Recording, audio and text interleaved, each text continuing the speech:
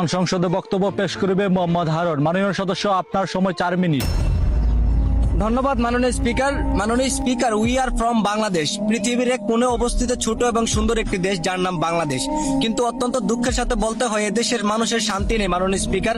এদেশে উন্নয়ন নেই। সাধারণ মানুষ ন্যায়ের পক্ষে কথা বললেও তার বেঁচে থাকার অধিকার নেই মাননীয় স্পিকার। যে দেশে হাদি হত্যার বিচার আজও কেউ পায়নি, হাজার হাজার ছাত্র জনতার রক্তের বিনিময়ে নতুন করে দেশ স্বাধীন হওয়ার পরও জুলাই সনদ কার্যকর হয়নি, সে অভিশপ্ত দেশে কিভাবে শান্তি ফিরে আসবে মাননীয় স্পিকার?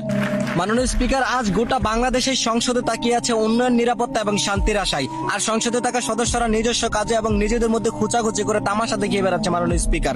তবে কি তাদের ভুল হয়েছে অভিশপ্ত দেশে জন্মগ্রহণ করে পছন্দের ব্যক্তিকে ভোট দিয়েছে দেশকে ধ্বংস করার জন্য? দেশের উন্নতিশীল রাষ্ট্রগুলোতে কাফের এবং বিভিন্ন নিকৃষ্ট ধর্মাবলম্বীদের বসবাস থাকার পরও কেন তারা এত উন্নত, কেন তারা এত সুখী জানেন? কারণ সেই দেশের সাধারণ মানুষেরা শ্রম এবং জীবিকা নির্বাহ করে খায়, চাঁদাবাজি, খুন খারাপি, টেন্ডারবাজি করে নেয় মাননীয় স্পিকার। মাননীয় স্পিকার, পৃথিবীর সর্বপ্রথম সূর্য উদয়ের দেশ জাপান, যা আমাদের এশিয়া মহাদেশে অবস্থিত। আজ সে জাপান থেকে